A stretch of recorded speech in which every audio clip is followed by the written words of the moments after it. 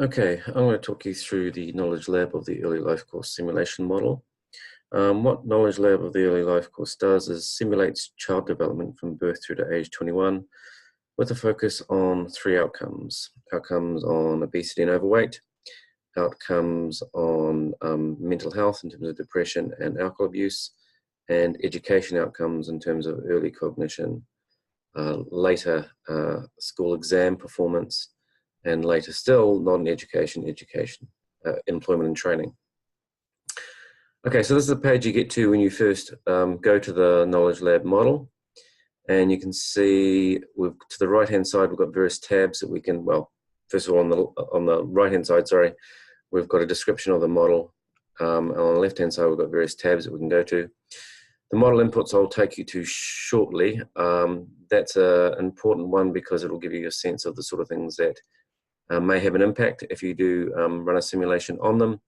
But also there's some inbuilt documentation of the model that I think is quite nice that I can show you through. Scenario Builder is when you actually want to run a scenario, changing the circumstances in the children's lives and seeing what the impact is. Table Builder allows you to see the results of simulations after you run them, but also before you run them, you look at the result of the base simulation. Project Upload is where you have already saved a project, which I haven't done, and you upload it and it saves all the work you've done previously. Down right at the bottom is where you save a project, which I will show you how to do later, but won't do just yet because I haven't run anything. And this scenario run little box here, that's where you have run a scenario or you may have run several and you want to pick one to compare with the base scenario to see what the effect of that scenario was. And right down here is you can click and get through to a user's guide, which is a PDF, which will take you through all the things that I'm going to show you in a bit more detail. Okay, so firstly, looking at model inputs here. So what we've got here is a bubble diagram with the three series of outcomes I was talking about in overweight, obesity, mental health, alcohol abuse, and in the education area. And each of those blue bubbles have orange bubbles leading into them that show a particular factor and what the effect of that factor is on the outcome. And we derive that from looking at meta-analytic estimates from the literature. So how we started doing that is we came up with conceptual models for each of these three areas. And we tried to find meta-analytic estimates for each of the factors that from the literature we determined were important. When we went looking, we could find estimates for some things, but not other things. And what we could find is in this bubble diagram here.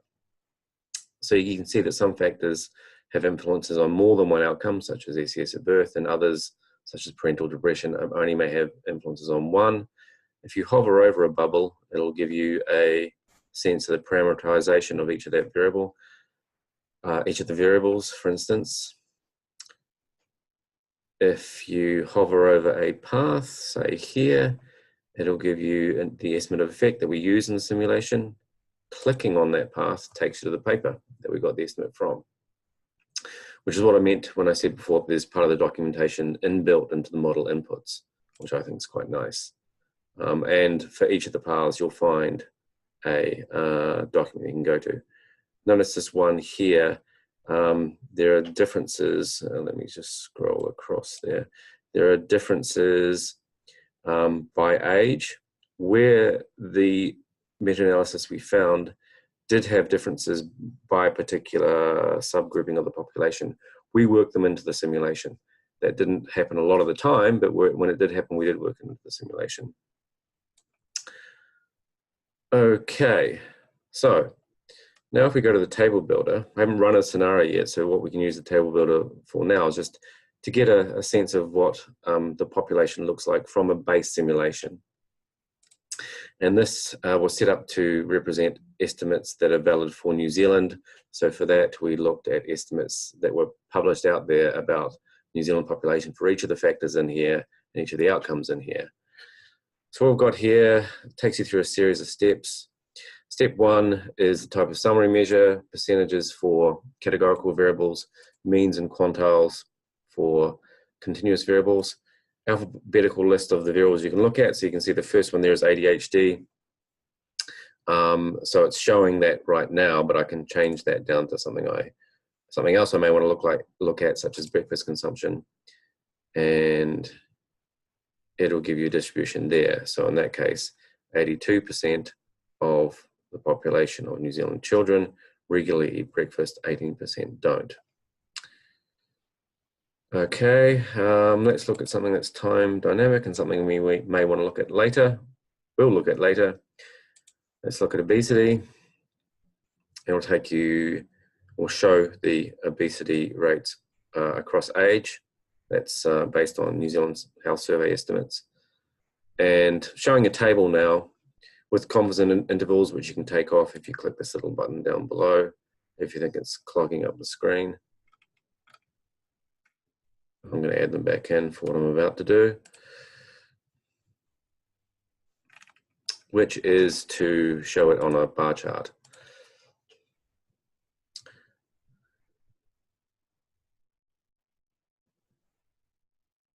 Things take a while to load, but it will come up. There we go. So we've got the bar chart with estimates of obesity as children age and confidence intervals around that estimate from our simulations. Same thing again, but as a line plot. Box plot I won't show you for this because that's only for continuous outcomes, whereas obesity is categorical. I can stratify that by any factor I like, really, or any continuous factor, categorical factor I like. I'll show you a simple case of gender. So there we've got the distribution of obesity across age for males and females. And then I can also restrict that once more. So I'm going to say I want to look at obesity for males and females, but not for the whole population, but just for a particular subset of the population. So I'll go down to, let's say, socioeconomic status. And what I can do is select a level of socioeconomic status to look at. I'll just leave it on professional, hit insert here. And that comes up with a bit of filtering R code here, and you can see that changed the distribution downwards.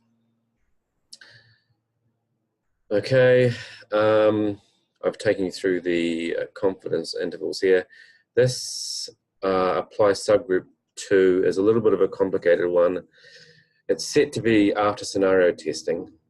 Where I would change it to before scenario testing, if I was doing something like this, I changed a subgroup in the population, let's say children who didn't experience early childcare education, and I changed them to experiencing early childhood education, and I just want to look at the change for that group.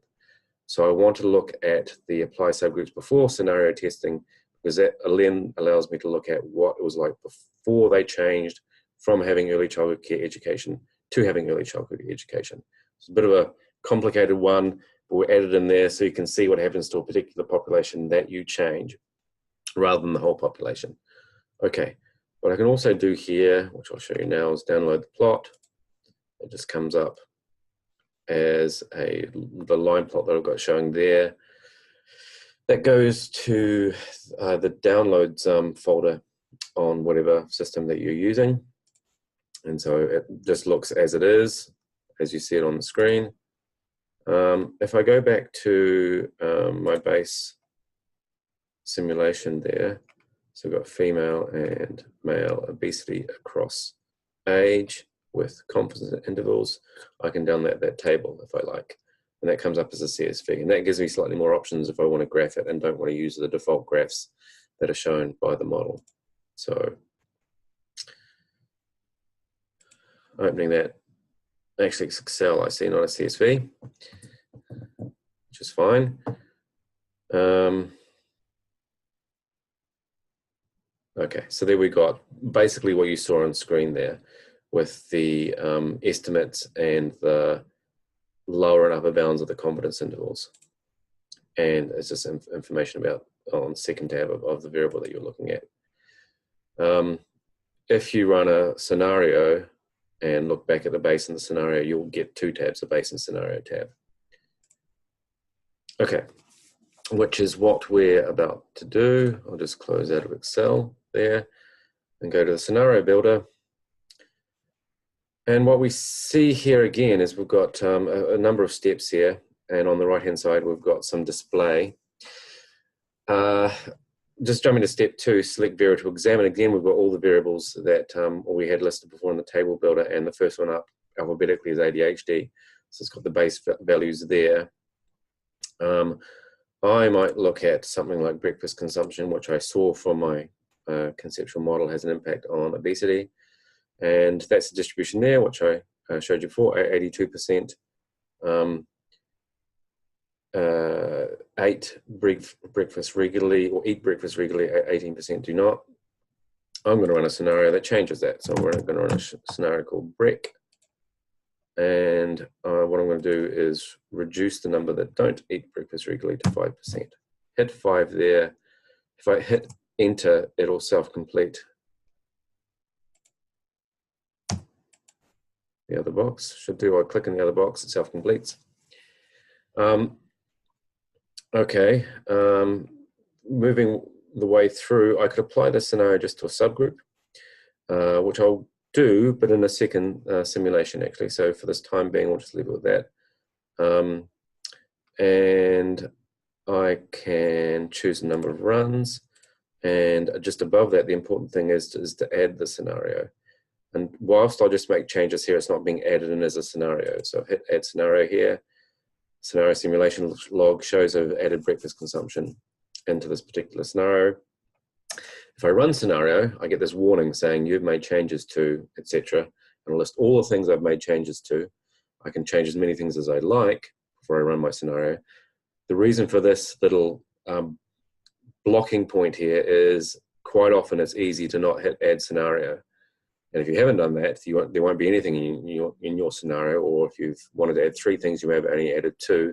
This just allows you to check that you've added all the things that you want to. So I'm going to run the scenario now. I chose 4 runs because 4 runs are run in parallel.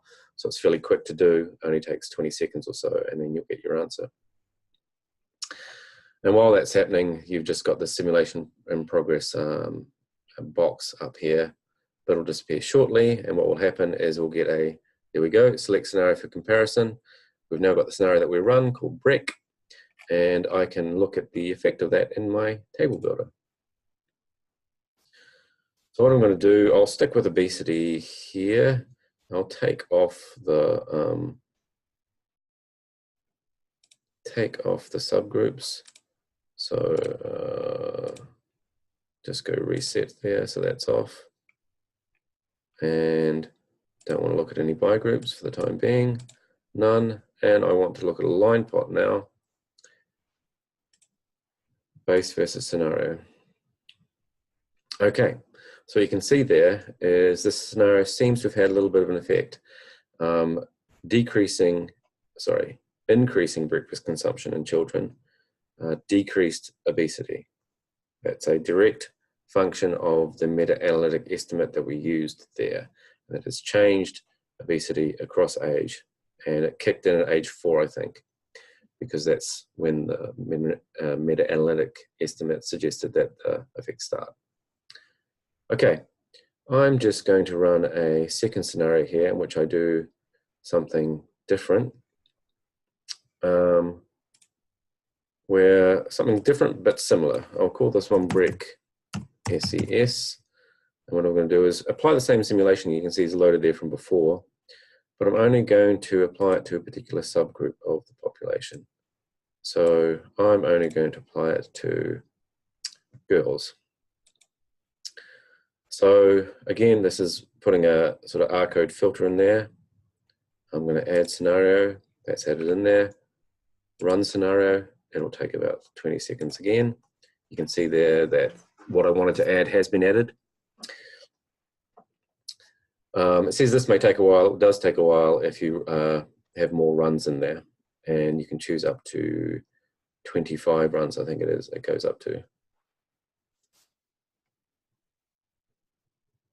Okay, that's run now. So now I've actually got 2 scenarios I can compare, and that's usable when I get back to my table builder.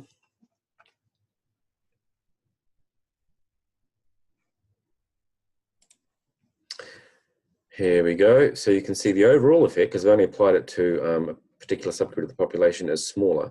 What I can do now is actually look at it by subgroups. So I'm going to select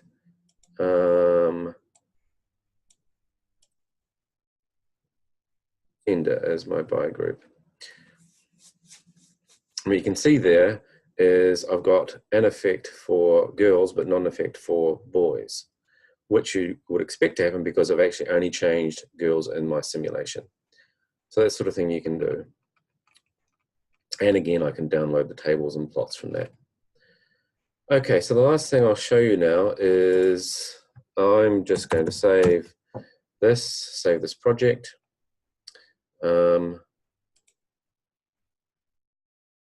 That again will, I think, save into my downloads folder. It's taking a little while to do so. But after a while, that's going to be saved. And then I could reload the system in and load that scenario again. So I might do that. I'm going to come up here and hit F5 to reload. So I'm going to browse for a project to load. And look, I've got two there because I ran some the other day. But I'm going to open that particular project, and it takes a while there. What you get there is the scenarios that are run. So if you remember, I ran two scenarios, BREC and BREC SES, and both of those should be saved in there, and they'll come up as scenarios for comparison. And I can have a look at those, download tables and figures, or add more scenarios and then save it again and carry on the work that I completed before. Upload complete. There are two simulations. Okay, so that's a quick run through of how the Knowledge Lab of the Early Life Course model works. Anyone in the world is free to play with this and try simulations that they think might have an effect, and get an indication of the sort of things that would have a bigger effect for either the whole population or for subgroups of the population. Okay, thank you very much.